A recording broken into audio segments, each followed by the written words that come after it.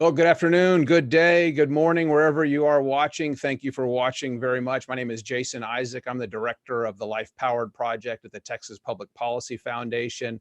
The Texas Public Policy Foundation's mission is to promote and defend liberty, personal responsibility, and free enterprise with academically sound research and outreach. We are a nonprofit, a nonpartisan organization based in Austin, Texas, the largest political think tank outside of Washington, D.C. The mission of the Life Powered Project is to focus the national conversation about energy on the importance of reliable, abundant, affordable energy to the American quality of life and the advancement of the human condition. We believe environmental policy should serve mankind, not the other way around. And I'm really excited today to have a conversation with a Time Magazine hero of the environment, an invited expert reviewer for the next assessment report for the Intergovernmental Panel on Climate Change, that's IPCC. You may hear that acronym again today. He has written on energy and the environment for the New York Times, Washington Post, the Wall Street Journal, Nature Energy, and other publications for 2 decades.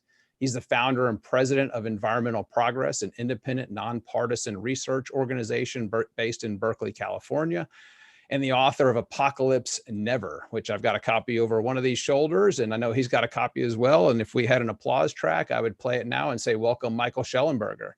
So thank you so much for joining the conversation. I'm really excited, Michael. Thank you for being here. Thanks for having me, Jason. So I've listened to your book a couple of times now, and I've actually read the book. It's got a whole bunch of highlighter marks and tabs back in it. There were some things in there that I kind of want to start out talking a little bit about that really blew my mind. Some things that I didn't know about. And the first one that I had to rewind the audio version on was about tortoiseshells, and I thought that was just a pattern, but it's really not. There's people use tortoiseshells. Again, I thought it was a pattern. Tell me a little bit about that part of your book and educate our viewers on what people are using tortoiseshells for. Sure.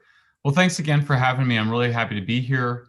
So Apocalypse Never, the subtitle, is Why Environmental Alarmism Hurts Us All. So it's an argument against environmental exaggeration, alarmism, and extremism. There's really 3 sections of the book, so to speak, even though I don't quite break it out that way. The first is sort of a debunking of popular environmental myths. The second is how humans actually save nature in the real world. How do we protect the environment in reality rather than in our fantasies? And then the third section asks the question of why, if environmental problems are real, and in many cases very serious, why nonetheless do we treat them like the end of the world? Why do we treat them as apocalyptic problems? We don't, for example, treat cancer as an apocalyptic problem. Sometimes people are saying, but if, why, Michael, why wouldn't you care about the environment? Why isn't some exaggeration okay? And I always point out, well, if you're a cancer doctor and somebody says everybody's going to die from cancer or billions of people are going to die from cancer, there's a problem there. So why is it that environment in particular becomes the place of apocalyptic politics? So the question you're asking is related to a chapter on plastics. And I wanted to basically, I dedicated the book to my kids, they're ages 14 and 21. I wanted to address the questions that they have and that kids their age, I think everybody their age has. And so the book discusses climate change, deforestation, species extinction, and plastic waste. I point out that it's called Enough with the Plastic Straws. The chapter opens with this amazing viral video of a marine biologist pulling a plastic straw out of the nose of a sea turtle.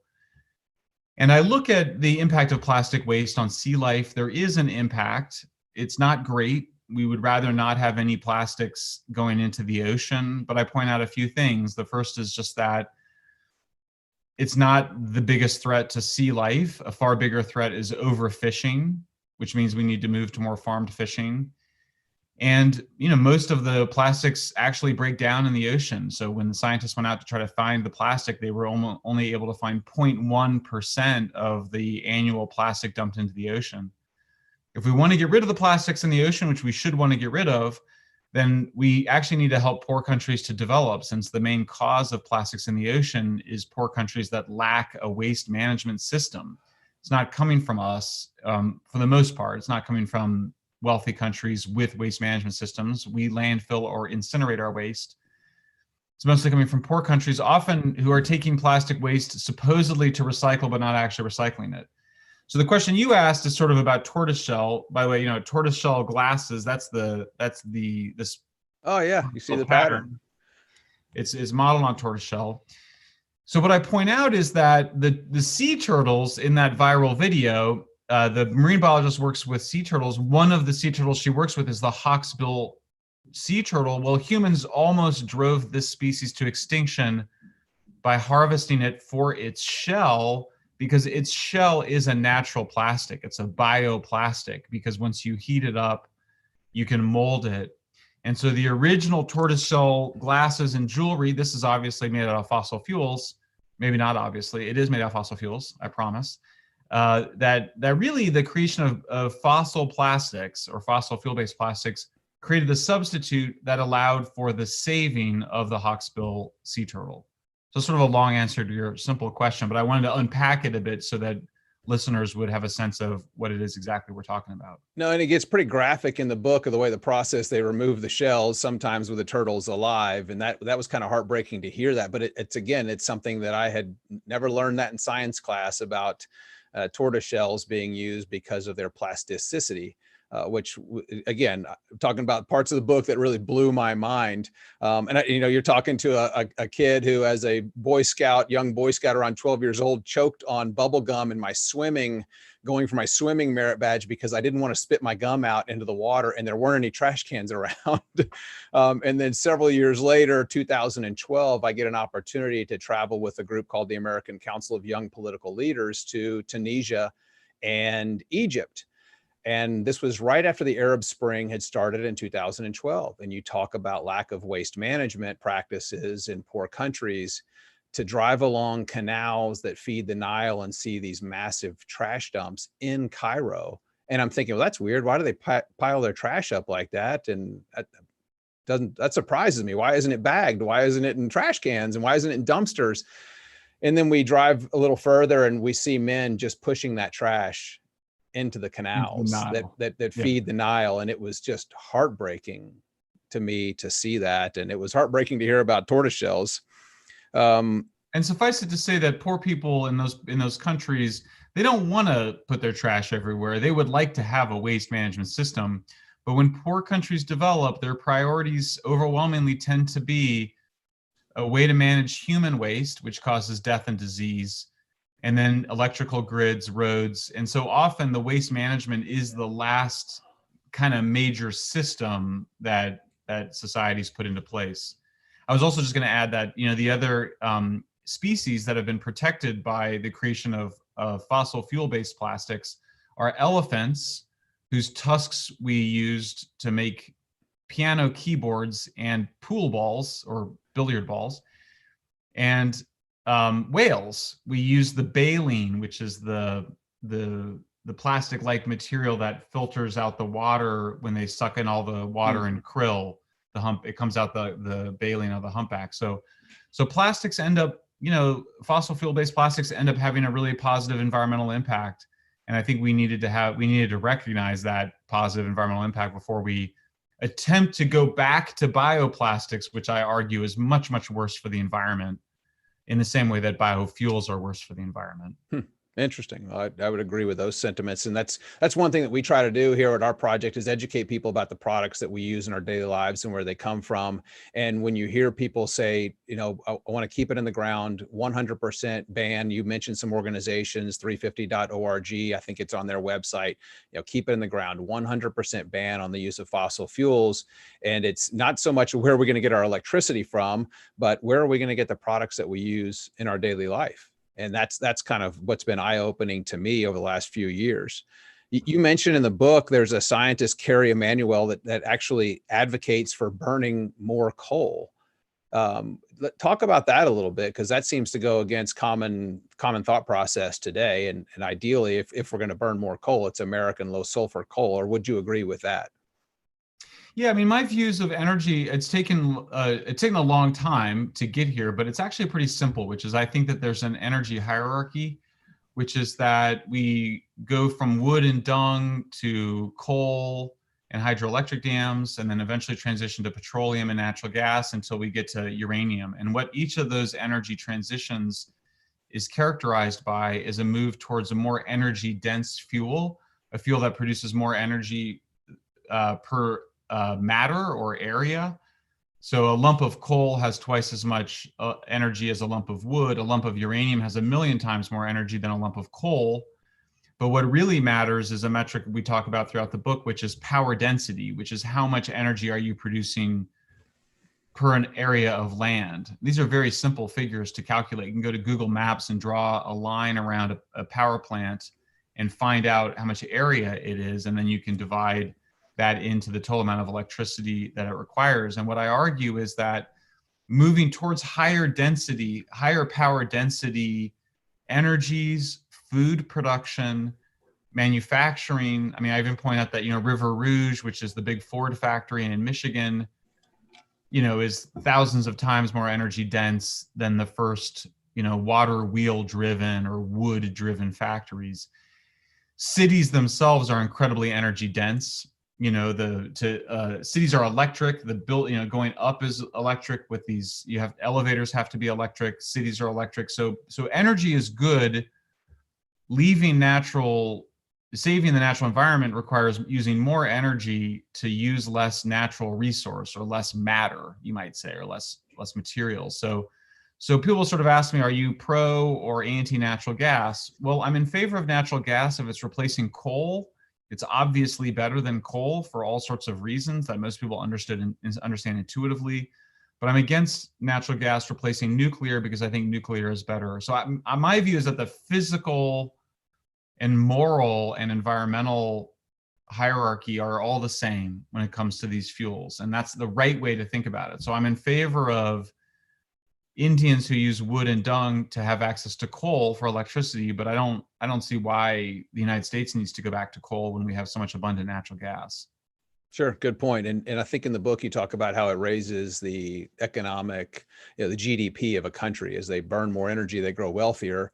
Interestingly enough, the people that you would say support these environmental measures of no coal, no natural gas, no fossil fuels, want a lower population, and you really get there by getting people wealthier. And I think you mentioned this in the book, that as people get wealthier, they have fewer children, and that are burning less material.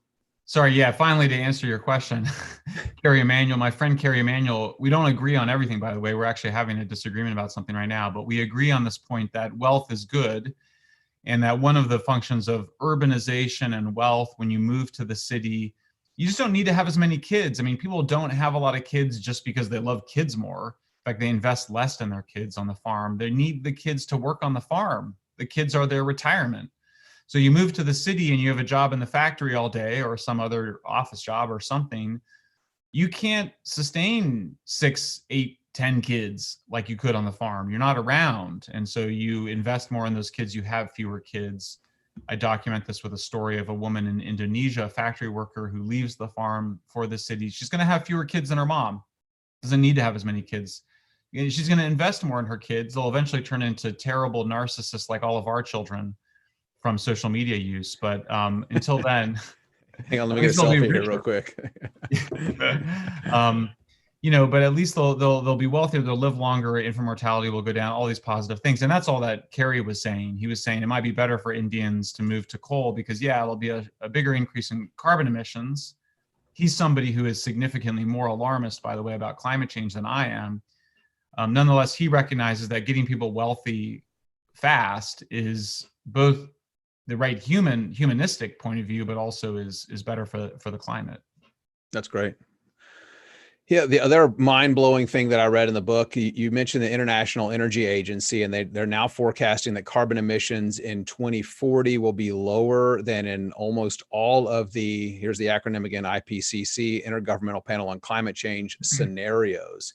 And that's this RCP number that they're using. And it seems like this RCP 8.5 is a typical situation, but it's really a worst case scenario. So is the IPCC planning for a worst case scenario, and are they alarming people and scaring people with some of their scenarios that they're using?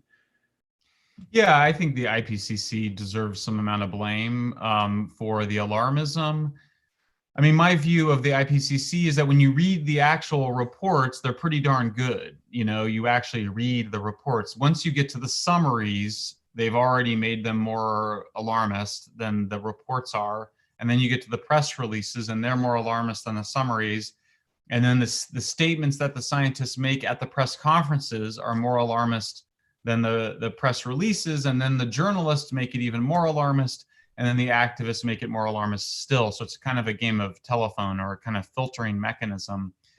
So I do think the IPCC has allowed politicians, for example, to participate in the writing of the summary. I actually document this in the book, and one of the most respected economists of climate change, Richard Toll, quits the IPCC a few years back over the politicization of it. So yeah, I mean, I'll give you an example. I've testified 3 times this year in front of Congress. The third time I testified, I explained to the people on the panel, and I could tell the Democrats, because by the way, it was on a Zoom call. And it wasn't Zoom, it was something like that though. You were wearing a suit. I had to put on a suit, by the way. And I could see everybody's face on the Zoom call. And what was sort of striking to me about it is I sat there and I said, these when people say there's going to be more deaths from disasters or disease from climate change, they're not saying there's going to be like more than there are today. They're just saying there's going to be more than there would have otherwise been had there been no climate change. In other words, the death toll from disasters, it's at an all-time low. I have a column in Forbes today describing it. All-time low. It's declined over 90% over the last 100 years. We should be celebrating it. There is no scientific scenario for that death toll decline to reverse itself and start going back up. It's just IPCC doesn't predict that. Nobody predicts that. But I think that the Democrats, at least on the panel, they all thought that somehow it was going to increase. And I explained it to them, no, it's all else being equal, and not all else is equal, because the cause of climate change is from energy, and all the energy is why we've seen the decline in deaths from disease and natural disasters. So I think there's just some pretty big confusion on this, and it's deliberately manufactured, as I describe in the book. There's every reason to believe that deaths from natural disasters will continue to go down even in a hotter world, and that the global burden of disease, which is the language that's used to refer not just to the deaths but the costs and the illnesses, that's going to continue to go down too. Yep, and you mentioned that the deaths going down. I speak at schools, high schools, middle schools, colleges, and I use some of your slides that are on your website from your organization, Environmental Progress. And I typically go in and I'll lead a conversation with students, and I'll ask them some questions. Do you think more people are dying because of severe weather incidences, or do you think fewer people are dying? And do you think there are fewer polar bears today than there were 30 years ago? And because that's what they tell me, what's it causing? What's the impact of climate change? They say, oh, more people are dying, the polar bears are going extinct. And so then I show them some information, and I ask them about air quality. Do you think our air quality in the United States gotten better or worse over the last 10, 20, 30 years? And I know 200 students in Fort Worth, every single one of them raised their hand, thought our air quality was getting worse and that more people were dying. And then I share them statistical information, and it's like their minds are blown. But this is a good segue, because you mentioned Congress, and I saw your piece that you published at the end of July about going to Congress and how they quickly ended the committee and wouldn't allow you to answer questions. So I thought I'd bring Congress to you, in quotes, if you will. And I've got AOC on the line with us, and she's going to ask you some questions and maybe give you a chance to answer them. AOC, Congresswoman, please go ahead. You're live. Like, humans literally can't even pull themselves up by their bootstraps. What makes you think we can stop this climate crisis? Well, let's see where to begin with that question. Well, first of all, AOC, you've really been misleading people about climate change. You said that we only have 12 years before the world's going to end. That's not true. And you were corrected about that. And then your spokesperson said well, we don't know if it's apocalyptic or catastrophic, but that's just an exaggeration. So first of all, I don't think it's right for you to call it a crisis. What we use the word crisis to refer to much more imminent, dangerous threats like the coronavirus pandemic or the financial crisis of 2007. So I think I think that your framing of this hasn't been totally honest, I would say. And I would also say, look, there's a lot of good news that we should pay attention to. The two facts that I think most people don't know should know are that deaths from natural disasters have declined 90% over the last 100 years, and they're going to decline further as we lift people out of poverty and prepare more for natural disasters. The second thing is that carbon emissions have peaked in most rich nations. The carbon emissions peaked in Britain, France, and Germany, the three biggest economies of Europe, in the mid-70s. They peaked in the United States 13 years ago, thanks mostly from the transition from coal to natural gas. And I think my final concern with what you've said, AOC, is that you've suggested that we need to shut down nuclear plants, but that's inconsistent with your view of climate change as a catastrophe. Nuclear plants are our largest source of zero emissions energy. Every time they get shut down, they're replaced by fossil fuels. So I hope you'll reconsider your opposition to nuclear power. Illinois just announced today that it would shut down 2 nuclear plants in Illinois, which are a full 30% of that state's zero emissions energy. I'm sure you would agree that that's a terrible situation and that we should try to stop it. Like, there's a scientific consensus that my life is going to be difficult because of climate change. What can we do to make it, not that way? There's not a scientific consensus actually on that. In fact, there's a scientific consensus that your life will be better than your parents' life, that you'll be more prosperous, that you'll be freer, that is, unless the mob radically changes our society. But no, I think you have every reason to be optimistic about the future, AOC. And I fear that your rhetoric on climate change has distracted us from some of the really big problems that we do face, like the rising problems of drug addiction, the problems of homelessness, the lack of affordable housing, the unsolved mental illness crisis. And then more closer to home in terms of the environment, I think that the heavy emphasis on climate change has distracted us from other really important environmental problems, like the continued use of wood as fuel by 1 to 2 billion people around the world, the loss of habitat that endangered species need. So I think all of the drama around climate change has really distracted us from much more salient social and environmental problems.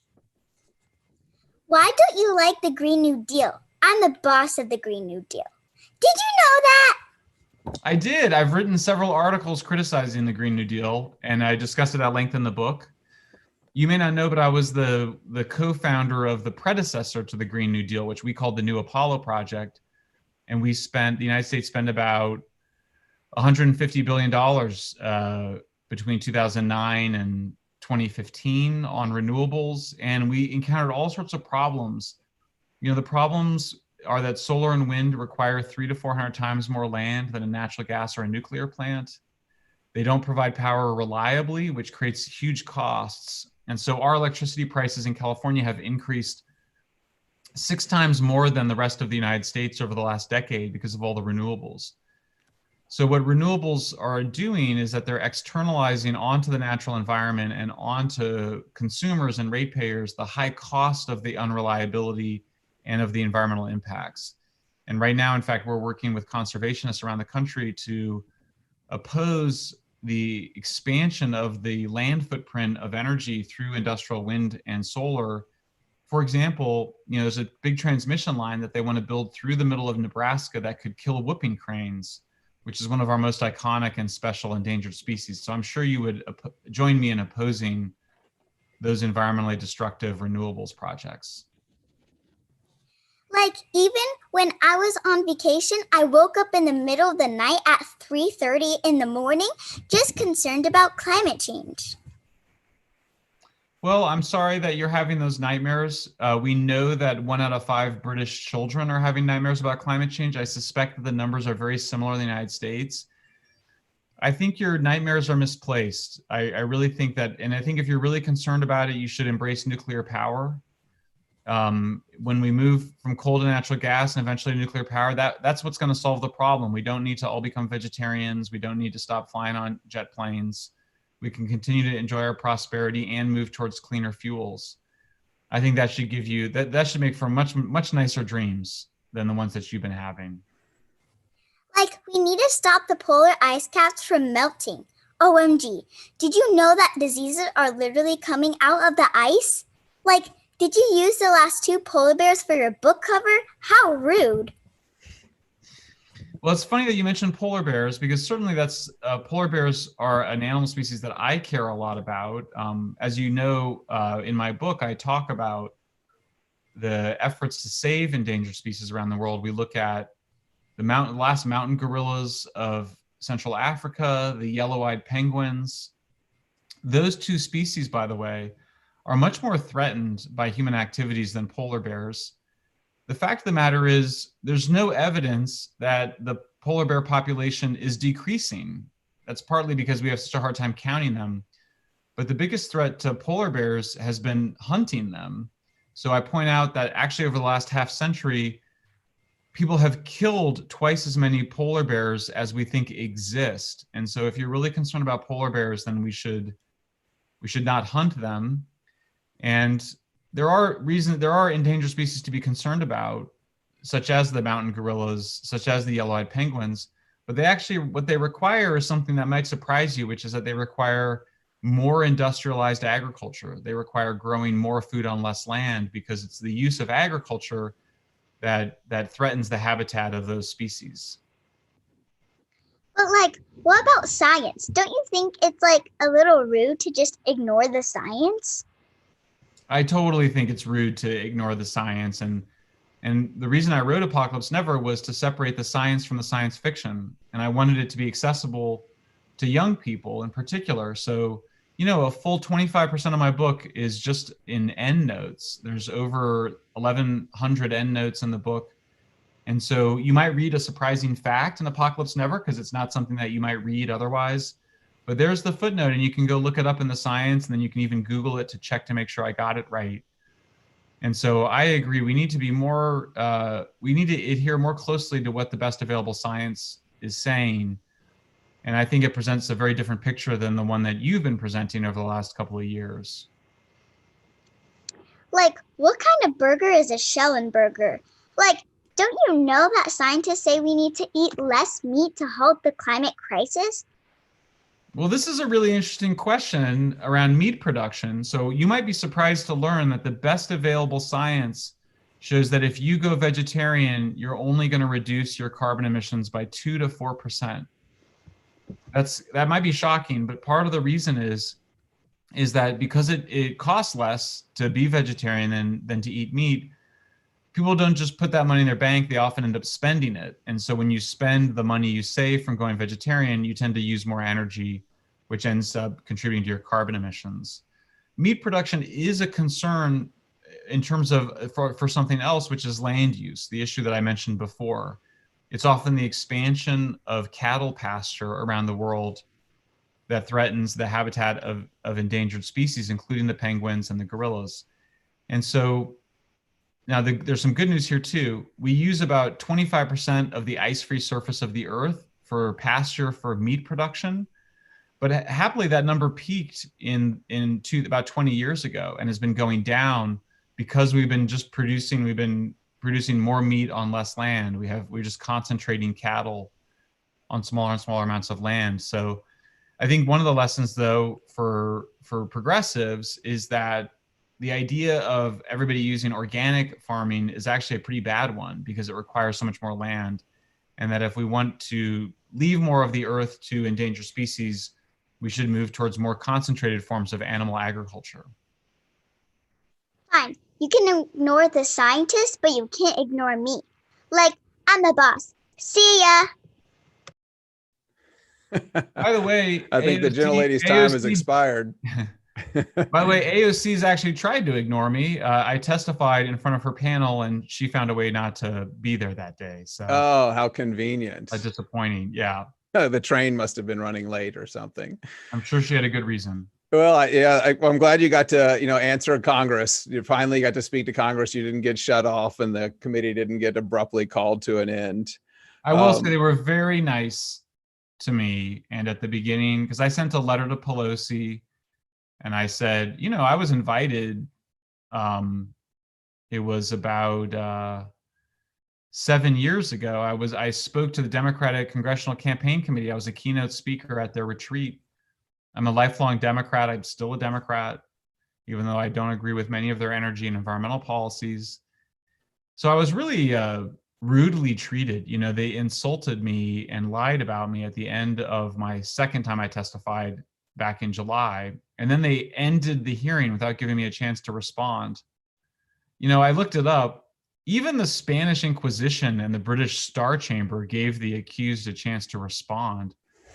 They were very nice on the third time I spoke. They were much nicer. They didn't quite apologize, but they acknowledged that I had been cut off. So I do hope to come back. I hope we'll have some time to talk about nuclear, since I do think it's one of the issues I wanted to raise that's in real trouble and has not been getting the attention it needs. Well, and I know there's some people that are watching that are concerned about nuclear, particularly with a storage facility in West Texas. We've got, I would imagine there are a lot of people that are watching this live stream or will be watching the recording. And it's interesting because, well, I toured a nuclear facility in North Texas a couple of years ago, and I remember all the safety protocols and how hard it was to get in, and just everything that we had to go through to get in and then get out, all the testing that we had to do just to get out. Was just amazed. And you talk a little bit in the book about storage. And I think I've seen pictures of you in a museum. And so talk a little bit about nuclear storage and the concerns there, because I know we have some people that are going to be asking that question. Yeah. So look, nuclear is the only way to make electricity that entirely contains its own waste products. It's amazing. So only nuclear, the fuel, the fuel rods, they put them in these rods, they don't burn, right? They heat up through fission, and then they boil water and create steam and turn the turbine. That's how electricity is made from a nuclear plant. Well, after a couple of years, those fuel rods are removed from the reactor. They're cooled in a pool of water for a year and a half, and then they're put in what we call dry cask storage. They're put in big cans at the site of production. That's the environmental dream. You've contained all your own waste. It's called circular economy. As an environmentalist, that's why nuclear is the best. Solar panels, they go into landfills. Coal ash often spills. The air pollution goes into the atmosphere. So only nuclear contains its own waste. So what we call waste, the used fuel, which by the way could be recycled to produce more power in the future, it's actually why nuclear is the best. So the effort to demonize it, I describe in my book, has been very deliberate, because they're actually attacking nuclear's strength in it, and they've fear-mongered around it, and they've suggested that it's liquid, it's not, it's solid. They've suggested that it could leak, it can't, it never has, never will. How could it? And they've kind of made people think that it could explode or something. It can't. Look, it's never hurt anybody, never will hurt anybody. I think we are caught up in we've imposed a kind of religious view on nuclear. We view it as the devil. It's very common, by the way. I point out that in Britain, when they were transitioning from wood to coal in the, 17th century, people referred to coal as the devil's excrement.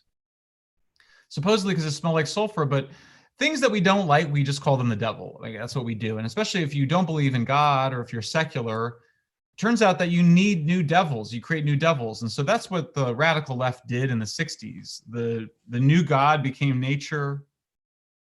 The goal of the religion of environmentalism was to harmonize human society with it. And then the devil was nuclear. Fossil fuels later, but nuclear was the original devil.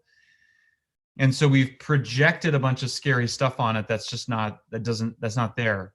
The photo you're referring to is a place I have not yet visited. I'm excited to visit. It's in Netherlands. They store all of their nuclear waste in a single building. They've painted orange, which is the national color.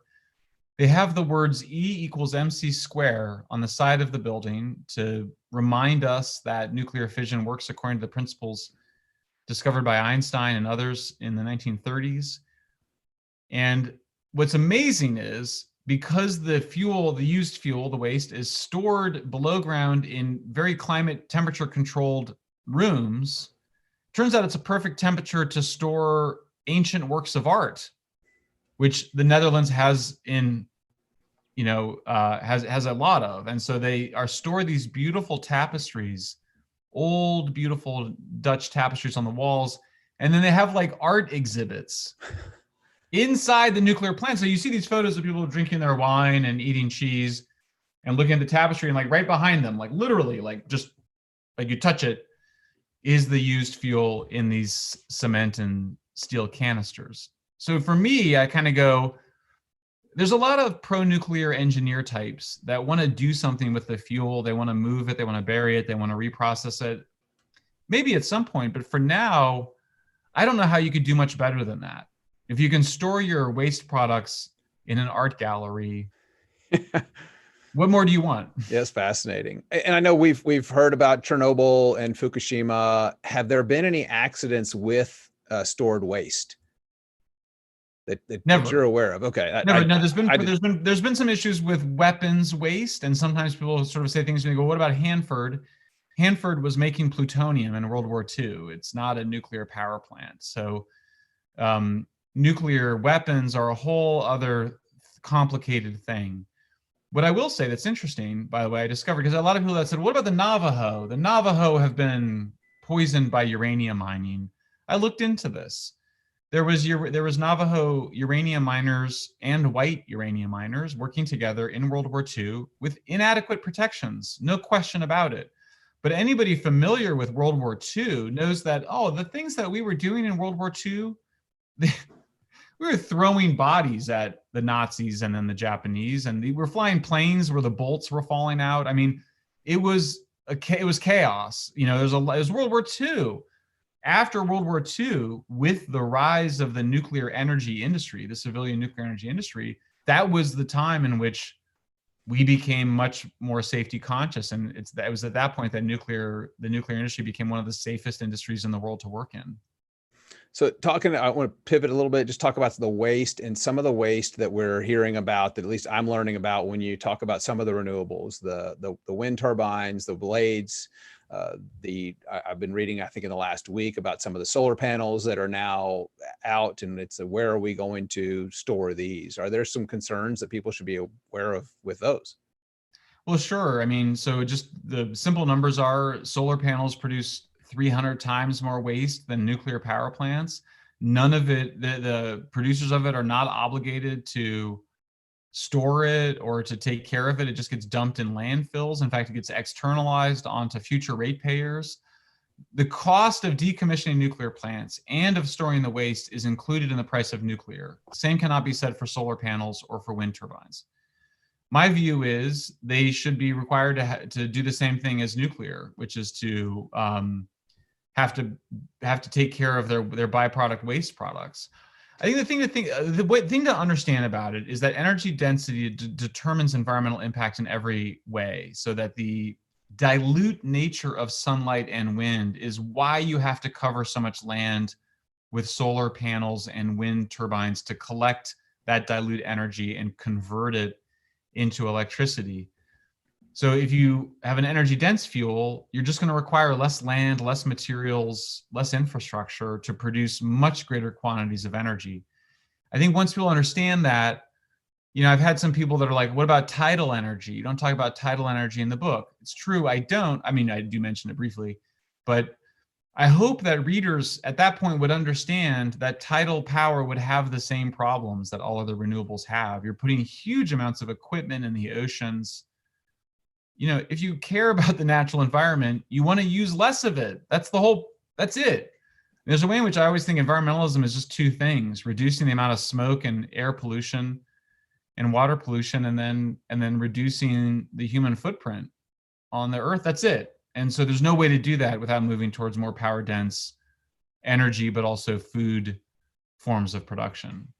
Yeah, we did some research. It's on our website, lifepower.org, on what the Green New Deal would look like to Texas, for Texas to go 100% renewable. And we needed 6.2 million acres of land for generation and transmission. It was 5 million for generation and 1.2 million for transmission.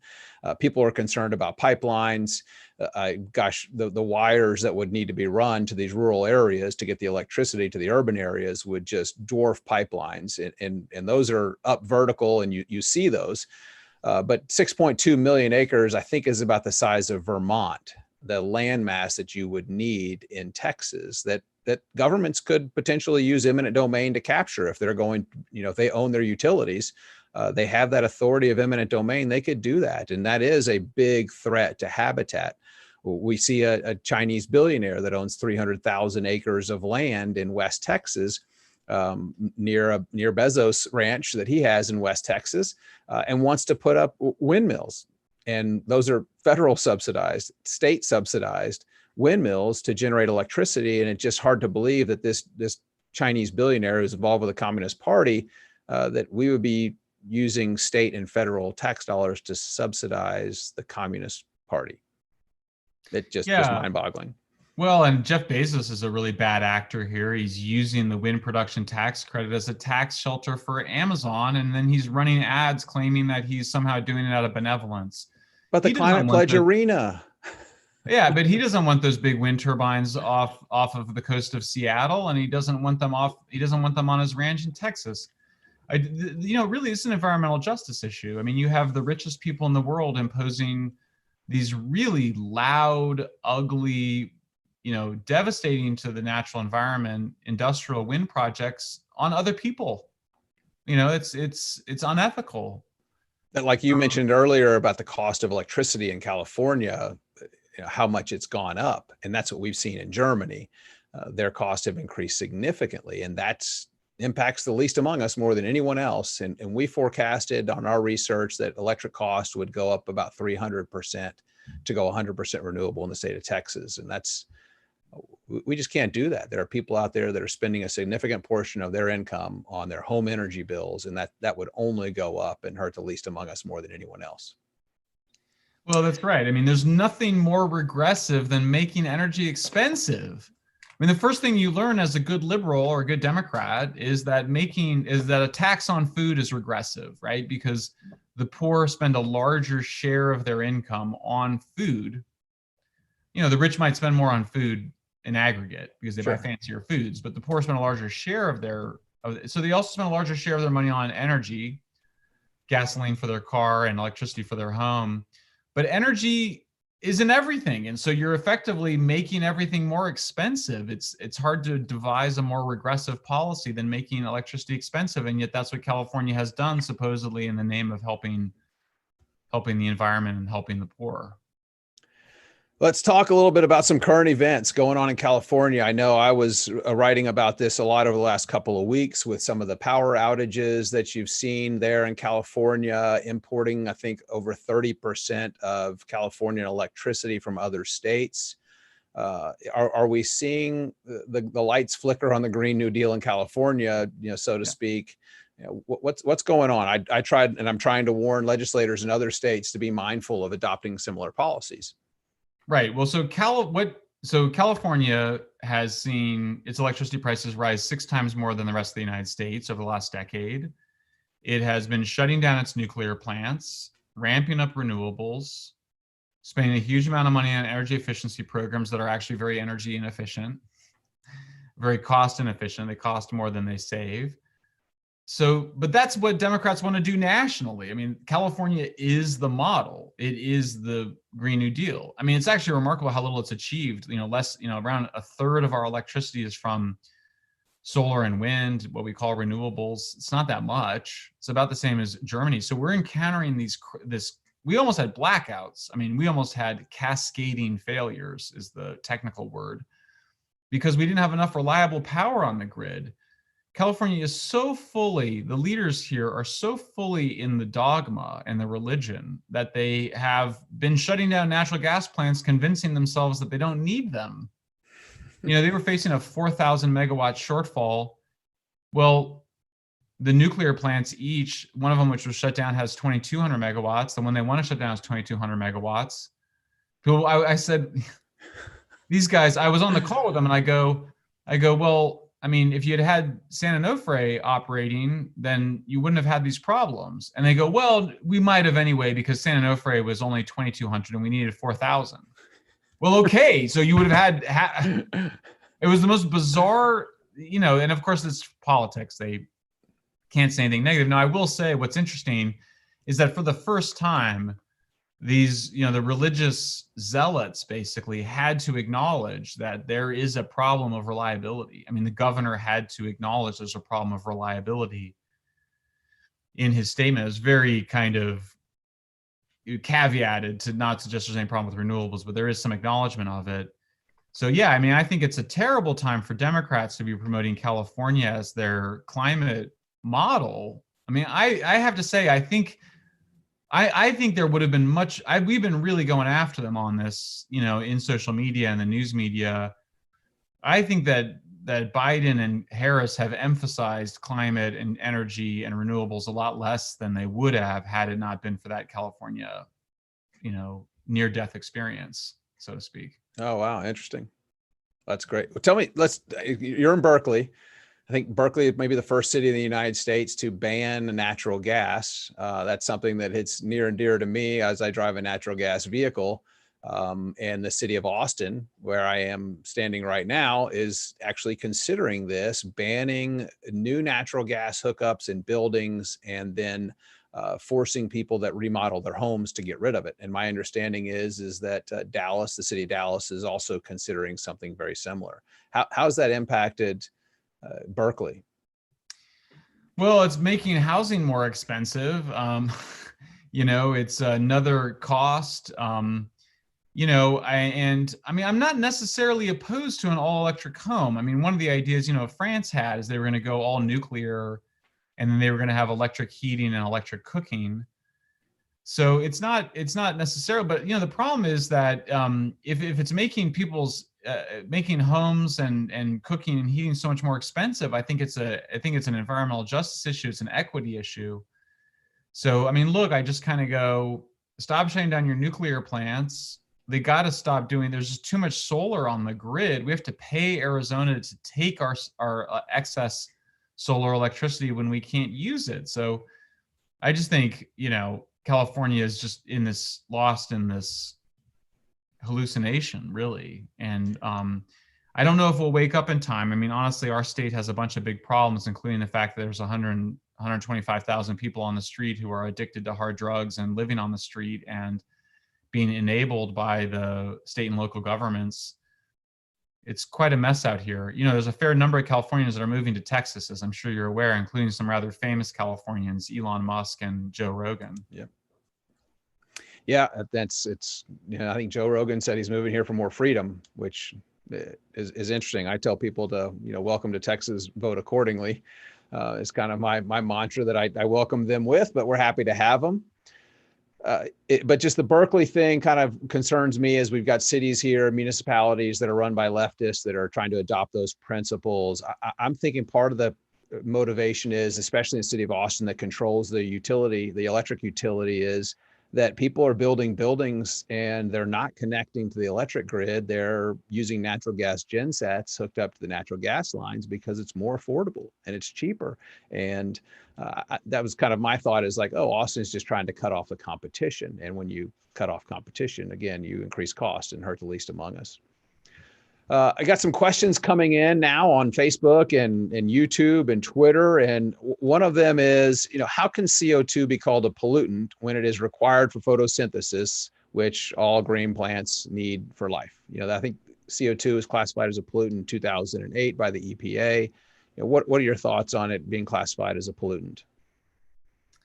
Well, I think that, look, I do think that all else being equal, you wouldn't want the temperature of the planet to change. And the reason for that is because we've created a civilization, including a lot of parks and protected areas, around a particular temperature. So having a hotter world does bring risks. I think it's better than it being colder. And maybe we prevented a new ice age with it becoming warmer. But all else being equal, we don't want it to get warmer, and we don't want it to get, we'd rather have it get just 1 or 2 degrees warmer rather than 3 to 4 degrees. In that sense, my view is much more simple than the complicated efforts to try to present the apocalyptic picture. You know, we could see species moving towards the poles more, out of protected areas. You could see more water stress. You know, various problems are real. I just think they've been exaggerated. So is CO2 a pollutant? I don't know. I mean, in some ways, I'm not sure what's really being asked there. Is the question really being asked? It sounds like the question that's really being asked is, why should we worry about climate change at all? I mean, you know, in terms of pollutants, pollutant obviously is a subjective term that we give to things that we think there's too much of in the air. Is the smoke in the air a pollutant? Well, yeah, but it might also be natural. We now know that California had about, I just wrote a column on this earlier this week, 4.5 million acres burned every year in California before Europeans arrived, both from lightning strikes and from prescribed burns by Native Americans. Now, if 1.5 million acres burns every year, that's considered a really bad year. And everybody's, you know, and it's no fun. I'm living in it. There's a lot of smoke in the air right now. We don't like the smoke in the air. So it's not to, so is smoke a pollutant? Well, yeah, I mean, in the sense that we don't like it. So I'm not really sure what's being asked, but I guess I would just say we give the word pollution to things that are in the environment that we don't like. And it's not, I don't think it's helpful. In the book, I criticize the idea that we can decide what's good by deciding what's natural, since there's no way to decide whether something's natural or unnatural. Everything comes from nature. Everything is natural. We just use the word pollutant to describe it. If the question's about, is the Clean Air Act the best way to deal with carbon emissions, my answer would be no, obviously not. Under Obama's revisions to the Clean Air, or the enforcement of the Clean Air Act to include carbon emissions, the goal was to reduce carbon emissions less than we reduced them in a much longer period of time. I can't remember the exact numbers, but we ended up reducing our emissions more over a 10-year period than we would have under the 20-year period under those regulations. So for me, it's just still moving from coal to natural gas is good. Moving from coal and natural gas to nuclear is better. And that's the best way to think of it. Get too much into the stuff around pollutions, I think it can be confusing and distracting. So we were already trending down on emissions of CO2 before it became part of the Clean Air Act. It's much like, I think you mentioned in the book, it's an IWC that deals with whaling. The whaling hunting was already down before it became completely, you know, outlawed, international treaties. And that's where our next question comes from is, you know, can you elaborate more on your claim that fossil fuels saved the whales? If the creation of kerosene made whale oil unnecessary, why did whaling increase so much between 1904 and 1978?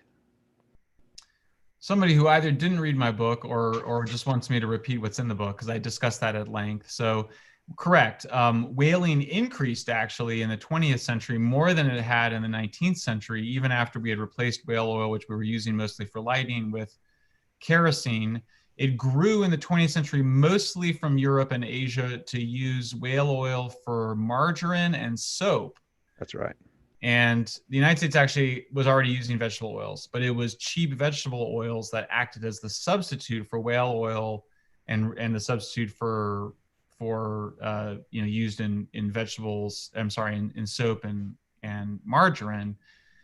So substitution actually in the 20th century of whale oil came from vegetable oils, and vegetable oils have a bunch of bad environmental impacts. You don't want more of them than you need.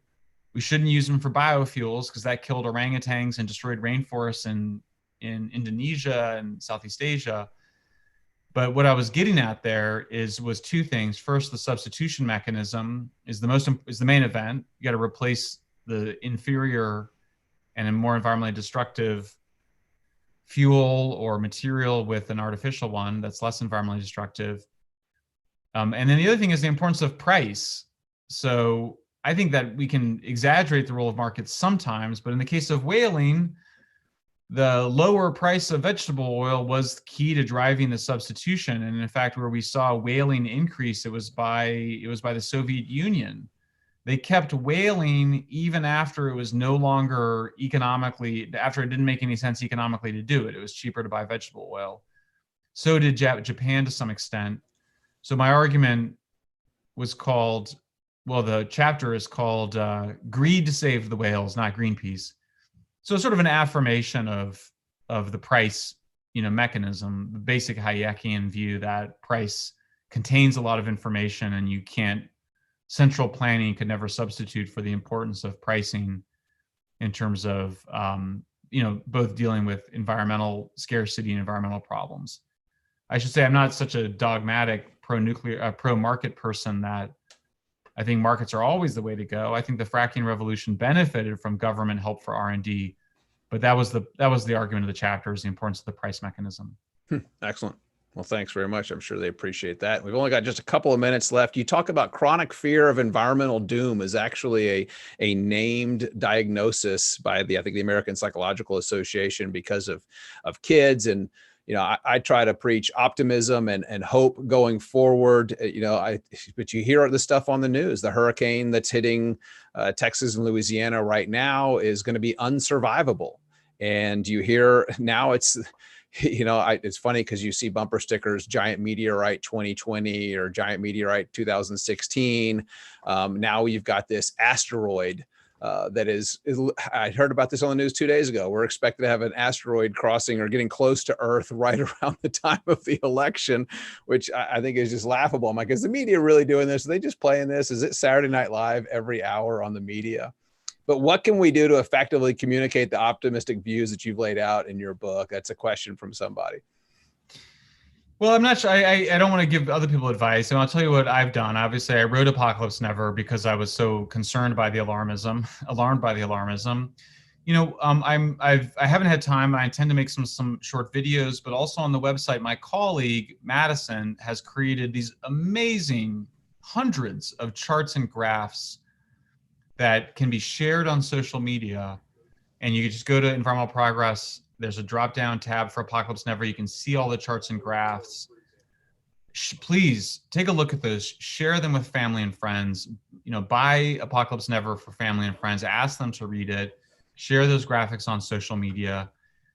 I have to say, I think it's having an impact. I mean, I've been pretty seriously ignored by the Washington Post, New York Times, and other big outlets. I had a nice review in the Wall Street Journal. But they ignore it, but then you can tell the way they're writing more carefully. They're saying things are sort of defensive. I point out today that, the ways in like the most salient fact on hurricanes and other natural disasters is that deaths have declined to near record levels. You would think you would include that as context in every article. They don't, but they so I think it is having an impact to push back against the alarmism, huge impact. The other thing I would say is that, it's not, I think it's important for people to, the famous Stephen Covey, I think, said, people have to know how much you care before they care how much you know. I think that environmental rationalists, or what I call environmental humanists, we've been a little bit too fact-oriented. I mean, we should be fact-oriented, but that's not enough. I think it's important for people to know that we care about this, that we care about this stuff. That's why I spend so much time talking about, the reason we save mountain gorillas, the reason we save yellow-eyed penguins is because we love them. There's no economic justification for it. If the mountain gorillas go extinct, the economy will continue to be fine. It might even grow a little bit in Central Africa, but we would be spiritually poorer if we lost the mountain gorillas. I think it's important for people to know that we care about mountain gorillas and whales and yellow-eyed penguins. I think most conservatives, most Republicans do care about those things. Not all of them, but the ones that do, I think, should start with that. That's great. Start by explaining that they care. Well, good point. Where can people find you? Give us the website for Environmental Progress. Environmentalprogress.org. My Twitter handle is Shellenberger MD. Great. Come and say hi, give a follow, buy books for your family and friends. Yeah, absolutely. I want to encourage everybody to buy a hard copy of the book at Amazon.com and get the Audible version. I listen to it to and from work, and then I go back and I highlight things in the book, and it's been very helpful for me and very educational. I felt like I was back in college a long time ago as I'm pulling out the highlighters and markers. So Ladies and gentlemen, Michael Shellenberger, New York Times bestselling author, Time Magazine hero of the environment. Thank you so much for watching this presentation by the Texas Public Policy Foundation and Life Powered. Go to lifepowered.org to learn more. Thanks so much, everyone. Have a great day. Thanks, Jason. Thank you, Michael. Appreciate it.